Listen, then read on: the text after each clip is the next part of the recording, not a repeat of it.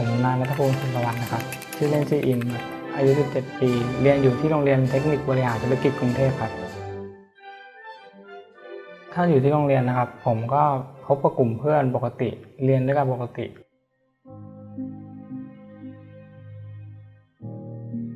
แต่ความชอบของผมกับเพื่อนจะไม่เหมือนกันอย่างเพื่อนก็จะแบบไปอยู่ร่วมกันตอนหลังเลิกเรียนทำกิจกรรมกันอะไรเงี้ยแต่มีเราเงี้ยไปตามความชอบของเราเล่นเกมของเราเพื่อนก็แบบนี่ก็เล่นแต่เกมไม่สนใจเพื่อนแต่ผมก็แบบแอบมีน้อยใจบ้างอะไรอย่างเงี้ยเล่นทั้งวันอ่ะมีเราบ้างก็เล่นนะพี่เลิกเรียนอย่างเงี้ยเอาแล้วเปิดคอมเล่นแล้วยันประมาณ4 ทุ่ม 5 ทุ่มอ่ะไม่รู้เอาเวลาไหนไปนอนการเรียนก็ช่วงแรกๆเขาจะลาไปซ้อมเกมแต่ไม่บ่อยหรอกครับประมาณสัก 2-3 ครั้งก็คือพูดกับเขาไปว่าเฮ้ยเห็นเกมดีกว่าการเรียนหรือเรียนในนะครับแต่ตอนนั้นก็ไม่ได้คิดอะไรมากนะครับเพราะสอบถามจากเพื่อนเขาแล้วนะเพื่อนบอกว่าเขาไปแข่งขันเกมแต่ในใจคิดว่าเฮ้ยมันเงินรางวัลมันสูงสุดหรือจูงใจอะไรขนาดนั้นเลยที่ต้องทิ้งการเรียนลงไปนะครับก็คือไม่เห็นด้วยอยู่แล้ว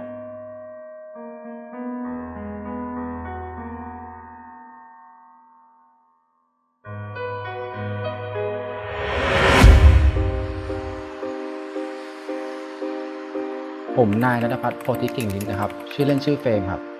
ชีวิตการทำงานของผมคือผมทำงานที่บริษัท DC Technology นะครับในตำแหน่งงาน System Engineer นะครับคือทำงานตั้งแต่จันทร์ถึงศุกร์ 8:30 ถึง 5:30 ถ้าเป้าหมายในชีวิตผมคือ1ต้องการสร้างฐานะทำงานเก็บตังค์แล้วก็สร้างครอบครัวในอนาคตแต่งงาน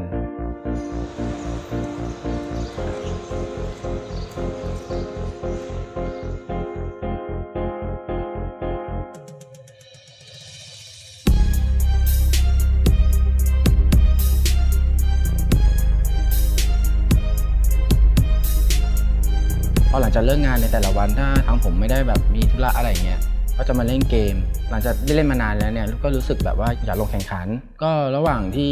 มีการแข่งขันเนี่ยก็มีทะเลาะมีปัญหากับแฟนบ้างเรื่องของในเรื่องของด้านเวลาก็รู้สึกแบบว่าไม่เข้าใจอะค่ะว่าเขาทำอะไรอยู่ทำไมเล่นเกมทำไมนานจังอะไรอย่างเงี้ยค่ะไม่ค่อยชอบอะค่ะ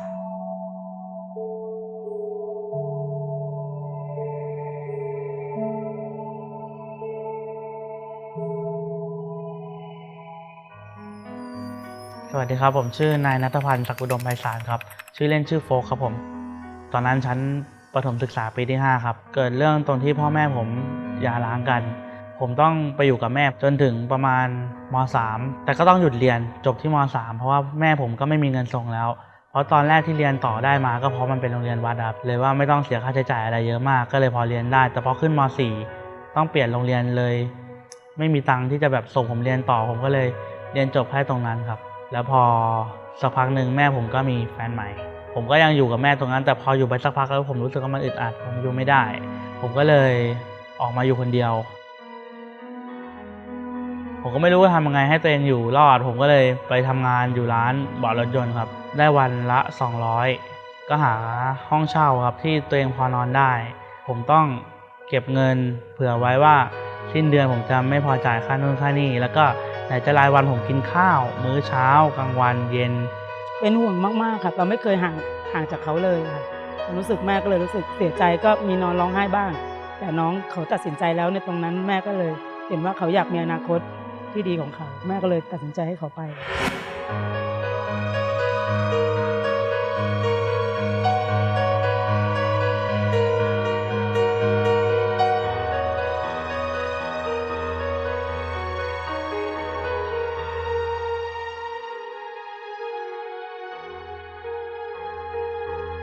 จะเลือกเอาเลยนะเล่นเกมหรือจะอยู่ที่นี่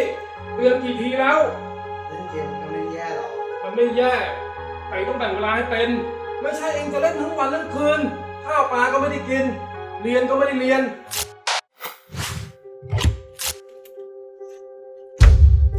ผมนายธนพล สาวให้พงศ์ครับชื่อเล่นชื่อพลก็ประมาณ4 ปีที่แล้วครับอย่างแรกเลยพ่อกับแม่ผมไม่ได้อยู่ด้วยกันครับเขาแยกกันอยู่แล้วผมต้องอยู่กับพ่อเพราะตอนนั้นผมเรียนโรงเรียนใกล้ๆบ้านพ่อครับแล้วตอนนั้นมีวันหนึ่งเพื่อนผมชวนไปเล่นเกมครับเล่นไปเล่นมามันหนักขึ้นเรื่อยๆหนักขึ้นเรื่อยๆจนทำให้ผลการเรียนผมดรอปลงพ่อผมก็ไม่ค่อยพอใจเท่าไหร่เพราะอะไร วะเนี่ย อนาคตของเองเนี่ยอยากจะทำงานอะไร จะเอาดีทางนี้อย่างเดียวเลยใช่ไหมฮะถ้าทำตัวไม่ดีก็ไปอยู่กับแม่ไป ครั้งนั้นทำให้ผมทะเลาะกับพ่อ ใน 15 ปีไม่เคยทะเลาะกับพ่อเลยครับ เป็นครั้งแรกที่มีปากเสียงกัน แล้วผมก็คิดว่าผมอยู่ไม่ได้แล้วบ้านนี้ น้องก็พร้อมที่จะตื่นเช้าเพื่อมาเล่นเกม แต่ไม่พร้อมที่ตื่นเช้าไปโรงเรียนนะผมก็เลยคิดว่าเราต้องหยุดพฤติกรรมของเขาบ้าง เป็นการลงโทษเบื้องต้นว่าไม่ควรทำอย่างนี้นะไม่งั้นคุณจะไม่ได้เล่นเกมอีก ผมว่า พ่อแม่ทุกคนคงไม่อยากให้เป็นอย่างนี้ครับ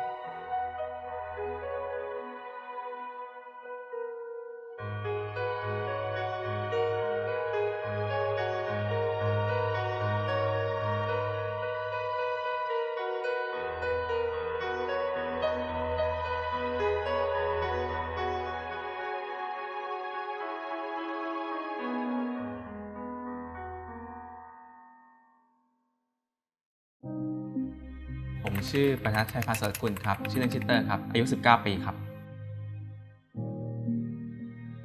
ตัวผมนะเป็นคนชอบเล่นเกมมาตั้งแต่เด็กแม่ผมก็ไม่ค่อยจะสนับสนุนเท่าไหร่ครับแบบคอยต่อว่าด่าเราประจำว่าควรจะตั้งใจเรียนดีกว่าครับแม่เขาคิดว่าเราแบบเล่นเกมไปวันๆเล่นแบบไม่ได้อะไรฮะส่วนพ่อก็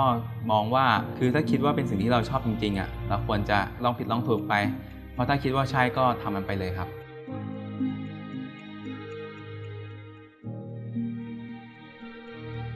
ตอนแรกนะแม่เห็นเขาเล่นยิงปืนทุกคืนจนถึงเที่ยงคืนตีหนึ่งทุกวันแม่ก็ส่งว่าทำอะไรเราดูแล้วไม่พอใจแล้วก็บอกคุณพ่อว่าให้เตือนอะไรอย่างเงี้ยแต่คุณพ่อเขายังสนับสนุนคิดว่าเขายังมีอะไรที่ว่าเล่นได้ดีเขาบอกดูลูกไปก่อนว่าลูกเขาเล่นอะไรทำอะไรสังเกตลูกไปอะไรทำนองเนี้ยแม่ก็เลยลองดูไปช่วงหนึ่ง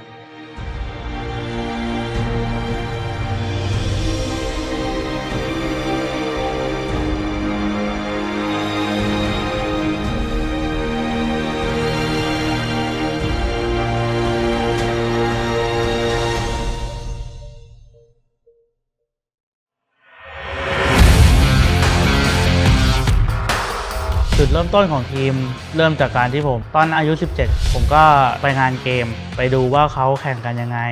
ผมก็เห็นเขาแข่งกันบนเวทีครับผมก็มองผมรู้สึกว่าแบบผมอยากขึ้นไปนั่งตรงนั้นบ้างผมแบบอยากไปอยู่จุดที่เขานั่งแข่งกันอย่างนั้นบ้างครับผมก็เลยแบบกลับมาหาทีมจากในเน็ตนะครับคนแรกเลยคือโมด้าผมรู้สึกถูกชะตาเขาครับก็แรกๆไม่มีผลงานเลยครับทุกทีมมองผมว่าเป็นแบบได้คำว่าแบบทีมกระจอกทีมหนึ่งเลยตอนนั้นแล้วตอนนั้นเป็นปี 2014 ครับ PBUW เป็นรายการสุดท้ายของปีครับ เป็นรายการแรกที่พวกผมได้เข้าออฟไลน์ครับ แล้วพวกผมก็ซ้อมกันอย่างหนักครับจนสำเร็จได้แชมป์มาครับบินแฟร์นะครับฝ่ายร็อกแคทครับได้แชมป์พอยต์แบงก์อัลติเมทในปีนี้ไปครับแล้วก็คว้าเงินรางวัลรวมกว่า 400,000 บาทนะครับผมในรางวัลพอได้แชมป์ PB Ultimate War จุดเปลี่ยนผมเลยคือตอนนั้นผมก็ได้สปอนเซอร์เพิ่มครับจากทีมที่ไม่เคยมีการซัพพอร์ตใดๆต้องออกเองทุกอย่างไม่ว่าจะค่าอะไรก็ช่างตอนนี้ก็ได้โอโซนครับเข้ามาเป็นสปอนเซอร์ชีวิตผมก็เปลี่ยนไปเลยคือผมมีเงินเดือนผมมีอุปกรณ์ในการซัพพอร์ตเวลาผมไปแข่งออฟไลน์มีค่าเดินทางมีเสื้อทีมมีบ้านบูตแคมป์ครับมีทุกอย่างแล้วผมก็ถึงจะได้3คนใหม่เข้ามาก็คือเดวิลเลาเตอร์คาราเมลครับ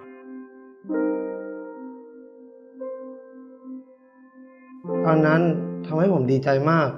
แล้วแม่ผมก็ดีใจมากด้วยและแชมป์นั้นทำให้ผมได้รู้ว่าพ่อผมติดตามดูผมมาตลอด2 ปีครับผมเห็นพ่ออัพรูปของผมถือถ้วยแชมป์กับเงินรางวัลแล้วก็ขึ้นแคปชั่นว่า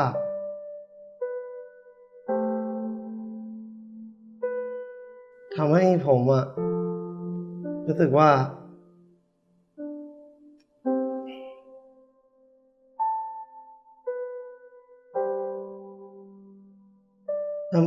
ทำให้รู้ว่าพ่อไม่ได้โกรธไม่ได้เกลียดผมครับผมก็นึกเสียใจว่าตอนนั้นทำไมผมถึงต้องไปเถียงพ่อด้วยที่พ่อไม่เล่นเกมพ่อเป็นห่วงอนาคตผมแท้ๆผมก็เลยรู้สึกผิดครับผมขอโทษนะครับที่เถียงพ่อในวันนั้นผม ไม่น่าดื้อเลยครับ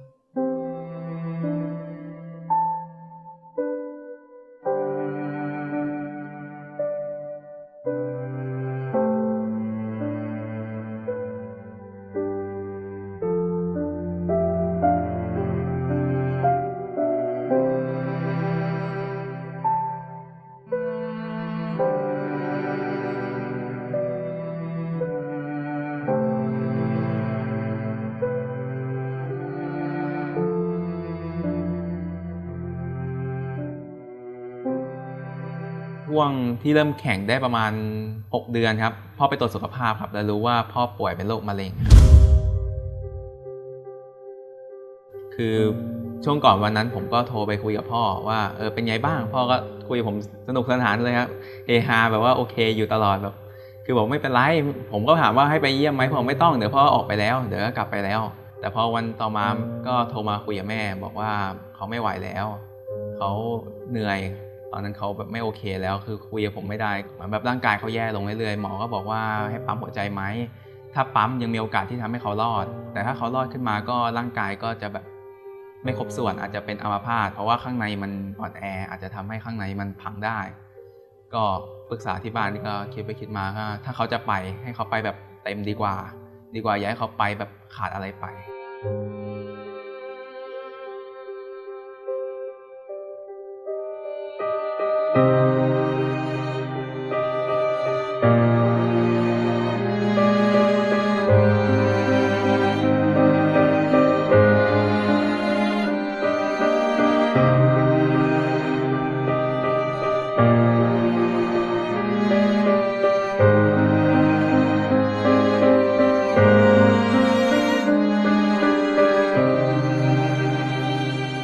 เขาอยากจะดูถึงเขานั่นเขาก็ลึกๆเขาก็ยังอยู่กับเราความรู้สึกของแม่เขาก็ยังดูแลอยู่ในครอบครัว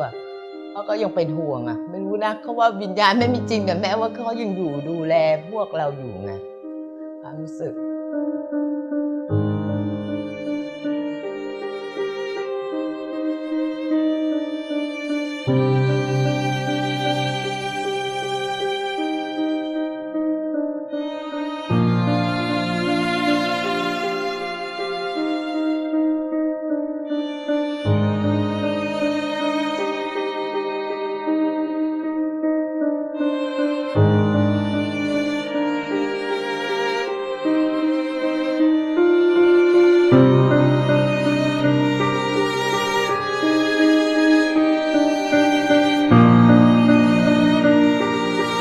จบรายการนั้นมาก็มีรายการ PB Garena Star League ครับตอนช่วงต้นปี 2016 ผมก็ตั้งใจว่าเนี่ยรายการนี้อย่างน้อยก็ได้ไปต่างประเทศแต่มันเกิดข้อผิดพลาดตรงที่ผมทำผิดกฎครับในการแข่งขันนั้นคือเขาไม่ให้มีผู้เล่นแข่งแทนกันแต่ผมไปแข่งแทนคนเดียวโดยที่คนในทีม4 คนผมไม่รู้เรื่อง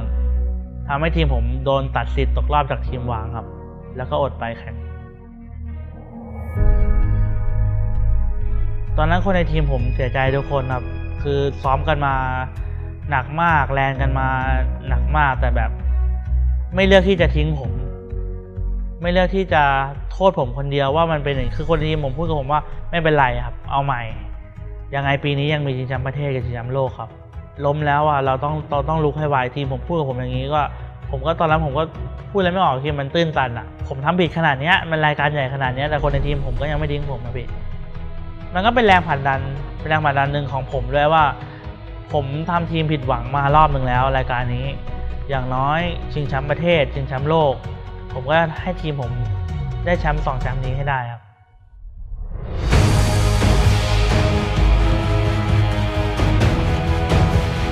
ผมก็ฝึกตัวเองขยันยิงมากแบบว่าตั้งใจกว่าเพื่อนอ่ะแบบเราเป็นเด็กใหม่เงี้ยคนสบประมาทเยอะว่าไอคนนี้คือใครมาจากไหนผมก็แบบเก็บพวกคำสบประมาทพวกเนี้ยเก็บไว้คิดว่าผมต้องเก่งผมต้องทำให้เขาเห็นได้ว่าผม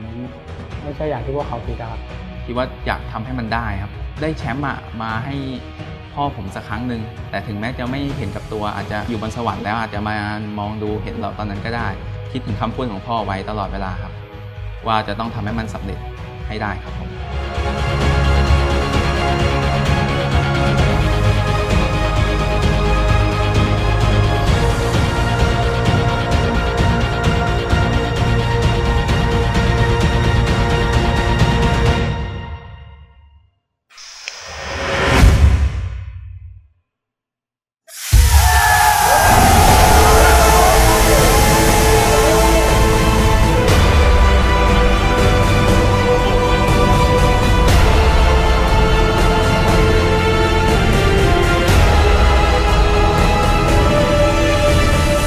พอผมได้แชมป์ประเทศกับแชมป์โลกผมรู้สึกดีใจสุดๆเลยเพราะว่าเคยพูดกับน้องๆไว้ว่าตอนที่ผมอยู่ที่นี้ผมว่าผมจะพาไปแข่งชิงแชมป์โลกให้ได้แล้วคนสุดท้ายพอหลังจากแข่งนะผมก็ประสบความสำเร็จก็ถือว่าสูงสุดแล้วที่ผมตั้งเป้าหมายของการเล่นเกมบอยแบนด์ไว้ครับฉะนั้นก็รู้สึกแบบภูมิใจอะไรอย่างนี้แบบดีใจกับผมเพราะว่าระหว่างที่ผมมีการซ้อมหรือไปเนี่ยแฟนจะตามผมมาตลอดก็คือจะคอยให้กำลังใจอยู่ข้างๆตลอด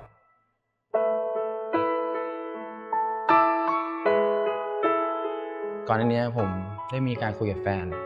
ว่าเรามีแผนจะแต่งงานกันปีหน้าซึ่งการแต่งงานนี้มันต้องใช้เงินจำนวนมากอันนี้พอมันมีรายการแข่งชิงแชมป์โลกขึ้นมาผมก็รู้สึกว่าเงินรางวัลมันเยอะแล้วแบบอยากเอาเงินส่วนนี้มาใช้ในการแต่งงานก็เลยเหมือนเป็นแรงผลักดันผมเนี่ยแหละว่า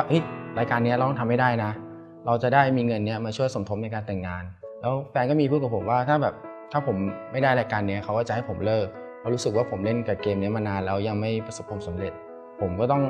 ฮึดสู้ฮึดซ้อมให้เยอะๆเพื่อแบบว่าคว้าแชมป์ตรงนี้ให้ได้แล้วพอผลสุดท้ายเนี่ยมันก็สำเร็จขึ้นมาซึ่งผลกับแฟนก็รู้สึกดีใจมากว่าเราทำได้แล้วนะเราตั้งใจจนแบบว่าเราสามารถถึงไปจุดสูงสุดของที่เราหวังไว้ได้แล้วเราก็สามารถนำเงินส่วนนี้ไปช่วยเราในเรื่องด้านแต่งงานได้มุมมองที่เปลี่ยนไปจริงๆก็ไม่มีนะคะแต่ก็เหมือนรู้สึกภูมิใจมากกว่าค่ะว่าเขาประสบความสำเร็จในสิ่งที่เขาพยายามสิ่งที่เขาชอบอย่างเงี้ยค่ะก็ภูมิใจมากกว่าค่ะ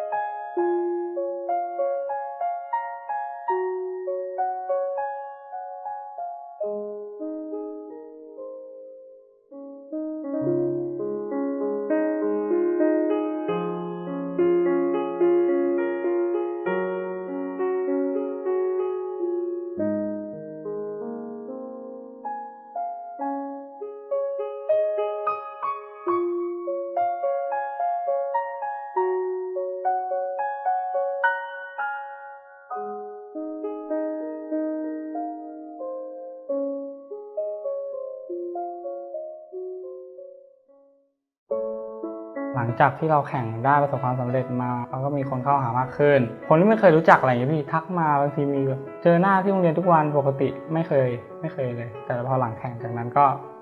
เข้าหาเพื่อนยอมรับมา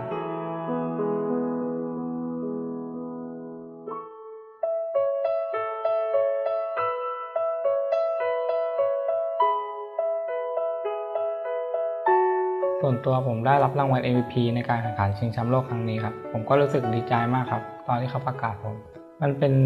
รางวัลที่การันตีว่าแบบเราเป็นผู้เล่นที่ยอดเยี่ยมที่สุดในทัวร์นาเมนต์การแข่งขันชิงแชมป์โลกครั้งนี้แล้วมันทำให้ผมรู้สึกว่าแบบผมไม่ใช่แค่เด็กเล่นเกมธรรมดาแล้วครับลบคำสบประมาททุกคำได้เลยครับก็รู้สึกภาคภูมิใจครับดีใจที่เขาสร้างชื่อเสียงให้กับวิทยาลัยแล้วก็ชื่อเสียงให้กับประเทศไทยด้วยได้แชมป์โลกนะครับก็ทำให้ผมมองในมุมของผมว่าการที่เล่นเกมเนี่ยไม่จำเป็นต้องเสียการเรียนหรือว่าเสียคนนะครับเขาสามารถควบคุมแยกแยะหรือว่าแบ่งเวลาในการเล่นเกมแล้วก็การเรียนให้ควบคู่ไปได้ดีด้วยกันได้ครับพอได้แชมป์โลกขึ้นมาผมก็คิดถึงพ่อคนแรกนะฮะว่าผมทำสำเร็จแล้วผมเอาแชมป์โลกมาให้พ่อได้แล้วนะทำสิ่งที่ผมต้องการมาที่สุดแล้ว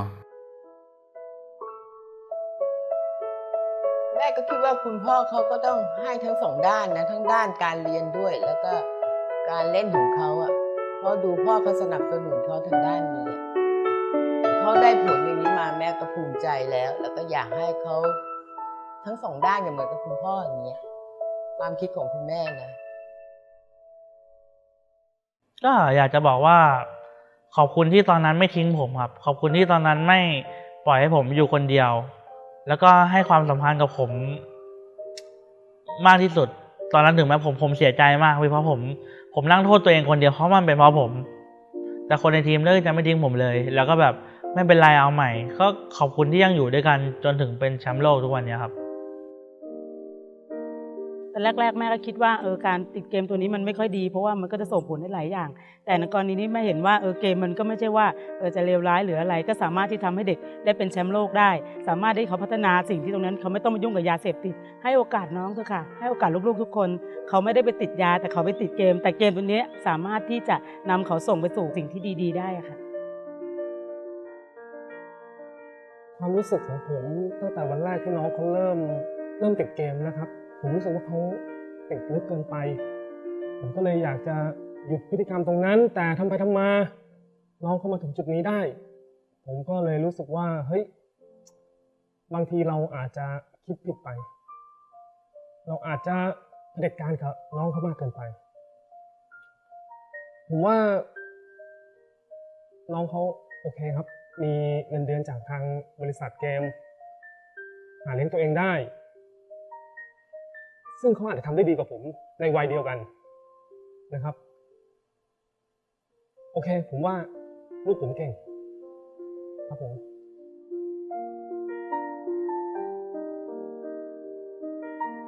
ก็ฝากถึงเกมเมอร์ทุกคนนะครับที่คิดว่าพ่อแม่ไม่เข้าใจ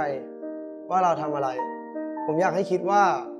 ตัวเราเองแสดงให้พ่อแม่เห็นหรือยังเราลองทำทุกอย่างที่เรารักให้ประสบความสำเร็จเราเรียนให้ประสบความสำเร็จเราทำทุกอย่างและแบ่งเวลาให้เป็นแล้วพอประสบความสำเร็จคนอย่างแรกที่จะมาแสดงความดีใจกับคุณก็คือพ่อแม่ครับ ผมก็จะพยายามตั้งใจเรียนนะครับเรียนที่จบนะฮะแล้วก็จะทำความฝันของผมไปด้วยก็อยากฝากแม่ว่าไม่ต้องเป็นห่วงผมครับผมดูแลตัวเองได้ตอนนี้ผมพร้อมแล้วที่จะสู้ชีวิตต่อไปครับ ผมว่ามันไม่ยากครับถ้ามายืนอยู่จุดนี้ก็อยากให้เพื่อนๆคิดดูว่าแบบเราจะเล่นเกมธรรมดาติดไปวันๆหรือเราอยากจะผ่านตัวมาเป็นนักกีฬาจริงๆซึ่งมันทำได้ครับถ้าเราตั้งใจพอแล้วจะมายืนถึงจุดนี้ได้เราจะรู้สึกว่าแบบเวลาที่เสียมามันมีค่ามากครับถ้าเรามายืนถึงแบบจุดที่เราได้เป็นแชมป์เราจะหายเหนื่อยครับ ผมว่าการที่เราจะตั้งใจทำอะไรสักอย่างถ้าเรามุ่งมั่นเรารู้จักมีความรับผิดชอบผมว่ามันก็สามารถที่จะทำได้สามารถที่จะไขว่คว้าได้ถ้าอยากจะเป็นเกมเมอร์ผมว่าก็ต้องรู้จักแบ่งเวลาให้ดีรู้จักรับผิดชอบชีวิตตนเองแล้วก็การแข่งขันผมไม่ได้เกิดมาในครอบครัวที่เพียบพร้อมครับแต่ผมไม่ได้เลือกที่จะอยู่กับที่ครับถึงแม้แบบผมจะอยู่คนเดียวก็ตามผมก็ยังอยากทำตามความฝันผมครับแรกๆมันไม่มีอะไรดีเสมอไปอย่างผมแพ้กี่ครั้งก็ไม่รู้นับไม่ได้จนมาเจอทีมนี้ไลน์อัพนี้จนประสบความสำเร็จครับอย่างแรกเลยก็คืออย่าท้อครับเพราะผมตอนแรกผมเข้ามาผมก็แพ้ตกรอบอย่างเงี้ยผมก็ท้อครับแต่พอแล้วเริ่มคิดว่าเนี่ยมันก็มีคนอื่นอีกตั้งเยอะแล้วคนที่เรามองเขาอยู่เขาก็ผ่านตรงนี้มาก่อนเราก็ต้องผ่านตรงนี้ไปให้ได้ครับ